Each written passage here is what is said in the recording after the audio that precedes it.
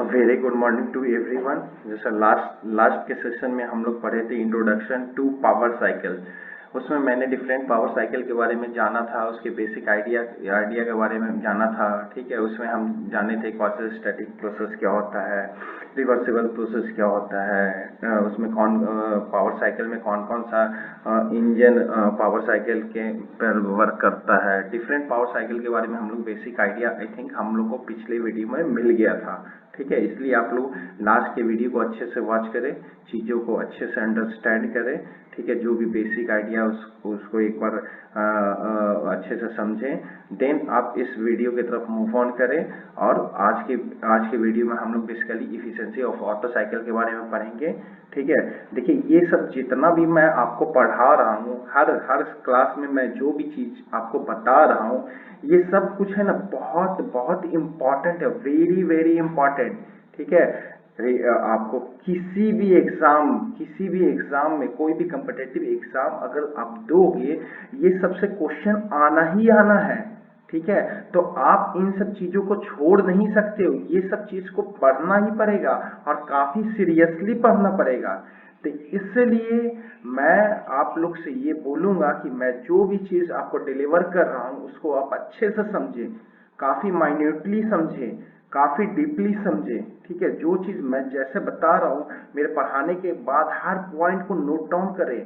ठीक है, हर पॉइंट के डेप्थ तक जाना चाहिए आपको। ठीक है, अगर मैं कहीं पे बोल रहा हूँ एडियाबैटिक प्रोसेस तो आपको फील हो जाना चाहिए। अगर थर्मल इंजीनियरिंग अच्छा करना है तो आपको हर प्रोसेस फील होना चाहिए। तो फील कैसे हो, जब तक आप उसके डेप्थ में नहीं जाओगे तब तक कैसे फील होगा। ठीक है, पिस्टन सिलेंडर के अरेंजमेंट के अंदर अगर कंप्रेशन प्रोसेस हो रहा, पावर स्ट्रोक होता है, तो आपको बेसिक आइडिया हो जाना चाहिए कि कैसा हो रहा है। चलिए आज इफिशिएंसी ऑफ ऑटो साइकिल की तरफ हम लोग मूव करते हैं, उसमें बहुत सारी चीजें को हम लोग जानेंगे आज। ठीक है, जैसा कि ये ऑटो साइकिल एक बहुत ही बेसिक थर्मोडाइनमिक साइकिल है। ठीक है, फॉर ऑटोमोबाइल इंजीनियरिंग या ऑटोमोबाइल इंजन के लिए। ठीक है, जैसे पहले के टाइम में हम लोग क्या करते थे, 2 स्ट्रोक इंजन भी यूज कर रहे थे, 4 स्ट्रोक इंजन भी यूज कर रहे थे। ठीक है, लेकिन आज के डेट में सिर्फ हम 4 स्ट्रोक इंजन यूज कर रहे हैं। तो 4 स्ट्रोक इंजन जो भी मार्केट में यूज हो रहा है वो दो तरह का बेसिकली हो रहा है, एक डीजल साइकिल, एक ऑटो साइकिल। ठीक है, तो ऑटो साइकिल बहुत ही ज्यादा कॉमन है ऑटोमोबाइल सेक्शन के लिए। ठीक है, तो हम लोग ऑटो साइकिल के पहले बेसिक चीजों को अंडरस्टैंड करेंगे। पिछले वीडियो में भी मैंने ऑटो साइकिल के बारे में कुछ कुछ चीजें बताया था। ठीक है, आज उसको हम डिटेल में समझते हुए इसकी एफिशिएंसी को प्रूफ करेंगे। ठीक है, तो देखिए ऑटो साइकिल बेसिकली, तो मैं साइकिल के बारे में आपको ऑलरेडी बता चुका हूँ कि साइकिल क्या होता है। ठीक है, तो साइकिल में क्या होगा, डिफरेंट प्रोसेस होगा। ठीक है, तो उसी तरह ऑटो साइकिल में दो आपका रिवर्सिबल एडियाबैटिक प्रोसेस होगा एंड दो कांस्टेंट वॉल्यूम प्रोसेस होगा। रिवर्सिबल एडियाबैटिक प्रोसेस के बारे में मैं पहले ही बता चुका हूँ। रिवर्सिबल एडियाबैटिक का मतलब नेट हीट का इंट्रैक्शन 0 होगा। एंड जो हम लोग जानते हैं रिवर्सिबल एडियाबैटिक प्रोसेस के लिए हम लोग एक चीज और क्या जानते हैं, ये ds is to delta q upon t. Delta q upon t, तो आप ये डेल्टा क्यू अब 0 कर दिए तो ये वाला वैल्यू आपका 0 हो जाएगा। दैट मीन्स आपका इंट्रोपी ऑलवेज कांस्टेंट होगा, इंट्रोपी ऑलवेज कांस्टेंट होगा। तो ये दो चीज यहां से निकल के आया है रिवर्सिबल एडियाबैटिक के प्रोसेस के लिए। उसी तरह से टू कांस्टेंट वॉल्यूम प्रोसेस होगा, तो कांस्टेंट वॉल्यूम प्रोसेस को v इज टू c लिख देंगे। ठीक है, देखिए चूंकि हम यहाँ पे आपको बता दिए कि हीट का इंटरेक्शन नहीं हुआ एडियाबैटिक प्रोसेस में, तो आपको इंजन को चलाना है, तो इंजन साइकिल को चलाने के लिए आप एनर्जी तो दोगे ना, एनर्जी भी दोगे और एनर्जी रिजेक्शन भी होगा। तो आपके पास दो प्रोसेस बच ही गया, वो कांस्टेंट वॉल्यूम प्रोसेस बच गया। ये कांस्टेंट वॉल्यूम प्रोसेस बच गया जिसमें एक में हीट एडिशन होगा और एक दूसरे में हीट रिजेक्शन होगा। ठीक है, इसमें एक में आपका हो जाएगा हीट एडिशन, मतलब हीट एडिशन होगा एक में, और एक में होगा इसमें हीट रिजेक्शन होगा। हीट रिजेक्शन होगा। तो आपको यही दो प्रोसेस आपके पास बच गया जिसमें आपको हीट भी एडिशन करना है और हीट भी रिजेक्ट करना है। ठीक है, तो इसको आप काफी अच्छे से समझिए। मैं जो जो चीज बता रहा हूँ वो चीज को अच्छे से समझिए आप, ठीक है। देखिए यहाँ पे एक प्रोसेस होगा हीट रिजेक्शन, हीट रिजेक्शन दिखा दिया हूँ, यहाँ पे हीट एडिशन होगा, ठीक है। तो आगे चलिए मूव करते हैं हम, ठीक है। देखिए ये पीवी डायग्राम है ऑटो साइकिल का, ठीक है। तो ऑटो साइकिल का ये पीवी डायग्राम है। सबसे पहले हम इनिशियल स्टेट से स्टार्ट करते हैं, कहीं से भी स्टार्ट कर सकते हैं। देखिए चूंकि हम जानते हैं कि इंजन में बेसिकली 4 स्ट्रोक होता है, ठीक है। सबसे पहला सक्शन स्ट्रोक होगा, देन कंप्रेशन प्रोसेस होगा, देन आपका थर्ड में पावर स्ट्रोक होगा, एंड फोर्थ में आपका हो जाएगा, फोर्थ में आपका एग्जॉस्ट प्रोसेस होगा। ये 4 स्ट्रोक से बेसिकली इंजन, ये 4 स्ट्रोक रेगुलरली साइकिल में ये चलते रहता है, ये चारों स्ट्रोक होना चाहिए, ठीक है। तो ये पीवी डायग्राम है। देखिए ये वाला जो है ना, ये प्रैक्टिकल एक्सपेरिमेंटल डायग्राम है, ये एक्सपेरिमेंटल डायग्राम है जो एक्सपेरिमेंट करके बनाया गया है, ये पीवी डायग्राम। और ये वाला जो है एजम्पशन लेके, ये वाला जो डायग्राम है ये एजम्पशन लेकर बनाया गया है, जो एजम्पशन मैंने यहाँ पे लिखा है, ठीक है। कि एज्यूम करना है कि सिंगल वर्किंग सब्सटेंस होगा with external heating. External heating क्या है, देखिए यहाँ पे स्पार्क प्लग है, ये स्पार्क प्लग से एक्सटर्नल हीटिंग हो रहा है। इसमें 2 एडियाबैटिक प्रोसेस होगा, 2 आइसोकोरिक प्रोसेस होगा, ठीक है। Heat exchange takes place in किसमें, आइसोकोरिक प्रोसेस में। आइसोकोरिक मतलब कांस्टेंट वॉल्यूम वाला प्रोसेस, ठीक है। तो ये चीज होगा। तो ये चलिए अब साइकिल को समझते हैं, ठीक है। जैसे देखिए ये जो प्रैक्टिकल डायग्राम है, इसमें सबसे पहले होगा ये जब पिस्टन आपका टीडीसी है, टीडीसी से बीडीसी तक इनटेक होगा, मतलब सक्शन स्ट्रोक होगा, ये वाला स्ट्रोक होगा, सक्शन स्ट्रोक, ठीक है। उसके बाद जैसे ही बीडीसी पे पिस्टन आया, उसके बाद देन कंप्रेशन प्रोसेस होगा। तो कंप्रेशन प्रोसेस कैसा होना चाहिए, आइडियली में एडियाबैटिक प्रोसेस होना चाहिए, लेकिन प्रैक्टिकल में वो एडियाबैटिक नहीं हो, कोई सा भी प्रोसेस हो सकता है, कोई भी पॉलीट्रॉपिक प्रोसेस हो सकता है, ठीक है। तो ये 1 से 2 में एडियाबैटिक प्रोसेस होगा, मतलब नेट हीट का इंटरेक्शन बिटवीन सिस्टम सराउंडिंग 0 होगा, लेकिन इसमें टेम्परेचर प्रेशर सिस्टम का बढ़ जाएगा, क्योंकि कंप्रेशन प्रोसेस है। मैं ऑलरेडी आपको कार्नोट साइकिल में बताया कंप्रेशन प्रोसेस क्या होता है, एक्सपेंशन प्रोसेस क्या होता है। जैसे ही ये कंप्रेस कर गया, 1 से 2 के बीच में इसका कंप्रेशन हो गया, ठीक है। तो देन उसके बाद इग्निशन स्टार्ट होगा, यहाँ पे इस पॉइंट पे इग्निशन स्टार्ट होगा। इग्निशन स्टार्ट होगा, जैसे देखिए यहाँ पे स्पार्क प्लग लगा हुआ है, यहाँ से इग्निशन स्टार्ट हुआ, स्पार्किंग हुआ और यहाँ से इग्निशन होगा। तो इसके बाद इग्निशन होने के बाद क्या होगा कि पूरा का पूरा फ्यूल बर्न होगा। तो एजम्पशन जो लिए हैं उसके अकॉर्डिंग क्या है, constant volume heat addition process होगा। लेकिन इस केस में जरूरी नहीं है कि कांस्टेंट वॉल्यूम ही हो।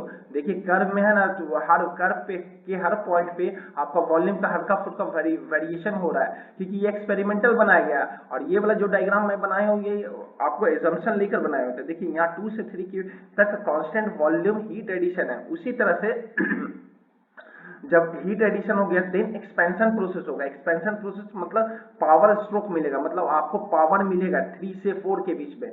तो चूंकि यहाँ पे बर्निंग हो गया, बर्निंग कंप्लीट हो गया 2 से 3 के बीच में, आप जितना से जितना फ्यूल में पावर मिला वो पिस्टन को हीट करेगा और पिस्टन को मूव करेगा। तो पिस्टन फिर से मूव करेगा, कहाँ से, फिर से मूव करेगा टीडीसी से बीडीसी, और इस केस में आपको साइकिल से वर्क मिलेगा, इसीलिए इसका नाम हुआ पावर स्ट्रोक। इस केस में आपको पावर मिलेगा इंजन की तरफ से, इंजन से पावर मिलेगा, ठीक है। पावर मिलने के बाद आप देखिए यहाँ से एक्सपेंशन प्रोसेस स्टार्ट होगा एंड ऑफ कंबशन से, और एग्जॉस्ट वाल्व ओपन तक आपका एक्सपेंशन प्रोसेस होते रहेगा। ये प्रोसेस आपका एडियाबैटिक जरूरी नहीं है, ये कोई भी प्रोसेस हो सकता है, पॉलीट्रॉपिक प्रोसेस हो सकता है। लेकिन यहाँ पे एजम्पशन जो लिए हैं कि हम लोग स्टडी करना है। देखिए ये वाला कर्व वाला ग्राफ को स्टडी करने में काफी प्रॉब्लम होगा, इसीलिए कुछ एजम्पशन लेके हमको इस तरह का ग्राफ बनाया ताकि इसको स्टडी करने में आसानी हो। तो 3 से 4 तक हम लोग मान लिए कि रिवर्सिबल एडियाबैटिक प्रोसेस होगा, मतलब हीट का कोई लॉस नहीं होगा, ठीक है। तो 3 से 4 में आपको सिर्फ एनर्जी मिलेगा एक्सपेंशन प्रोसेस में। उसी तरह से फिर से 4 से 1 में चूंकि एक्सपेंशन हो गया, एक्सपेंशन होने के बाद अब गैस का यूज हो गया था, गैस को क्या करेंगे, एग्जॉस्ट होगा। तो उस केस में क्या होगा, कांस्टेंट वॉल्यूम हीट रिजेक्शन होगा, कांस्टेंट वॉल्यूम हीट रिजेक्शन। इस केस में देखिए ये 4 वाला प्रोसेस है, इसमें क्या होगा कि एग्जॉस्ट वाल्व ओपन हो जाएगा और पिस्टन धीरे धीरे ऊपर की तरफ मूव करेगा और यहाँ बर्न गैसेस जो होगा वो बर्न गैसेस बाहर की तरफ निकल जाएगा। तो इसमें क्या हो जाएगा 4 से 1 में हीट रिजेक्शन हो जाएगा और उसके बाद heat rejection constant volume heat rejection हुआ, उसके बाद धीरे धीरे यहाँ से घटकर ये फिर से इनिशियल स्टेज पे आ जाएगा एग्जॉस्ट प्रोसेस कंप्लीट होने के बाद, और इसी तरह से साइकिल बार बार रिपीट होते रहेगा।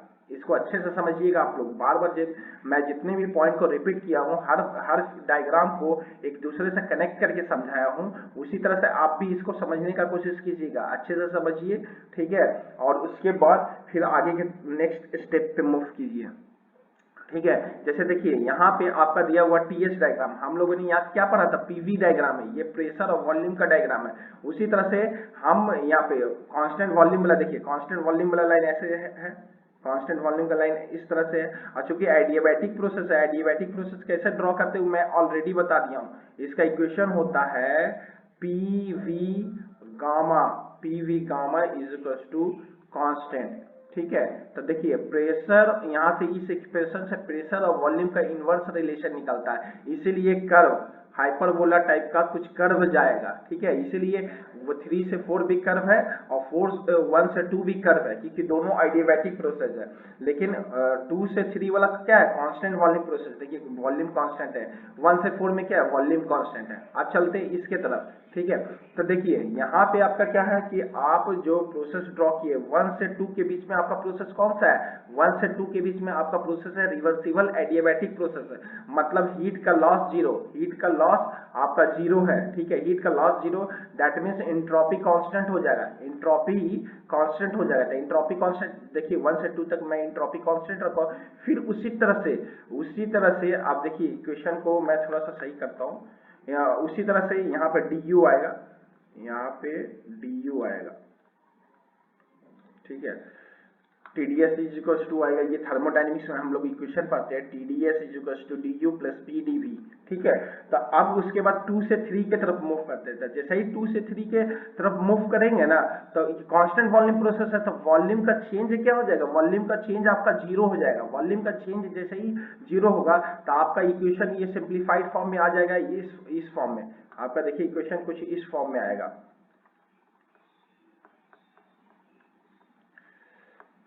देखिए मैं आपको लिख के दिखा रहा हूँ, आपका इक्वेशन कुछ इस फॉर्म में आ जाएगा। जैसे ही ये कांस्टेंट हो गया तो यहाँ से आ जाएगा ds is equal to ds, t यहाँ पे t आएगा, यहाँ पे t आएगा, TDS इक्वेशन है, तो यहाँ पे आ जाएगा TDS इज इक्वल टू यहाँ पे आ जाएगा आपका du आ जाएगा, du आ जाएगा। और चूंकि हम एक एजम्पशन लिए हैं कि यहाँ पे जो गैस यूज होगा वो आइडियल गैस यूज होगा, तो इसको लिखेंगे CV और DT यहाँ पे लेंगे, DT यहाँ पे लेंगे, तो CV DT। तो देखिए इसको जब आप इस एक्सप्रेशन को फिर से आप लिखेंगे तो आपका आ जाएगा DS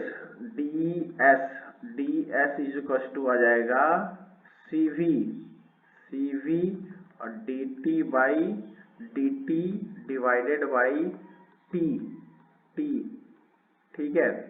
इस तरह से आ जाएगा। इस सेम इक्वेशन को मैंने यहाँ पे लिखा है, इस इक्वेशन को यहाँ पे लिखा है मैंने, ठीक है।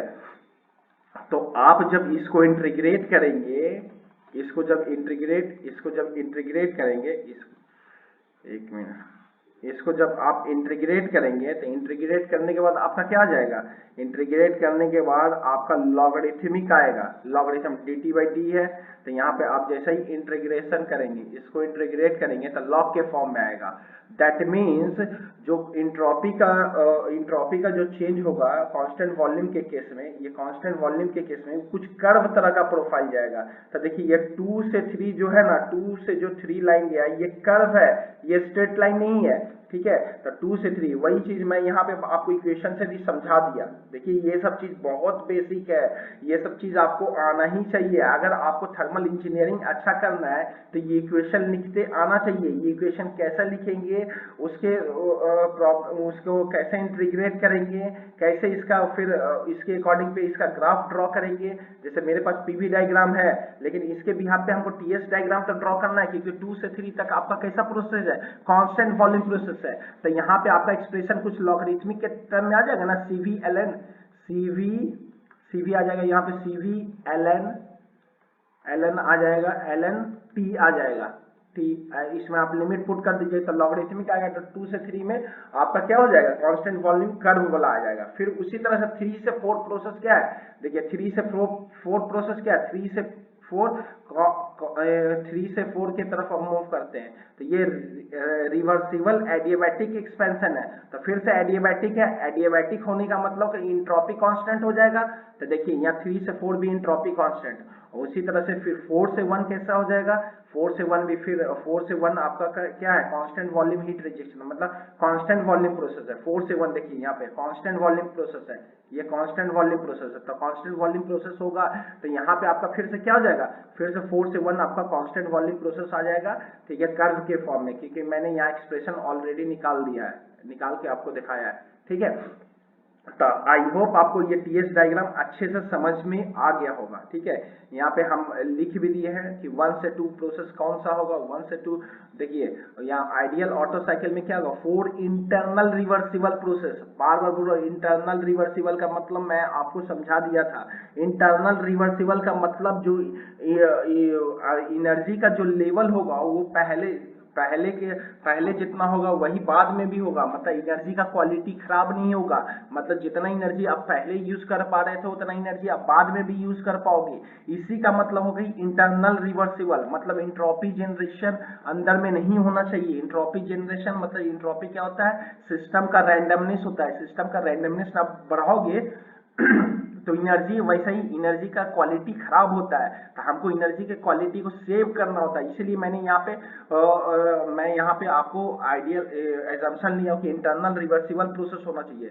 1 से 2 में क्या होगा, आइसेंट्रोपिक कंप्रेशन होगा। 1 से 2 में आइसेंट्रोपिक कंप्रेशन होगा, जो कि मैं ऑलरेडी यहाँ पे भी बताया हूँ। यहाँ पे भी 1 से 2 आइसेंट्रोपिक कंप्रेशन, और यहाँ पे भी देखिए आइसेंट्रोपिक कांस्टेंट एंट्रोपी। 2 से 3 constant volume heat addition process, देखिए पीवी डायग्राम में 2 से 3 constant volume heat addition process, 3 से 4 आइसेंट्रोपिक एक्सपेंशन, 3 से 4, और 4 से 1 फिर constant volume heat rejection process. तो वही चारों प्रोसेस के बारे में यहाँ पे लिखा है। तो मैं ये सभी प्रोसेस को आपको अच्छे से समझा दिया, ठीक है।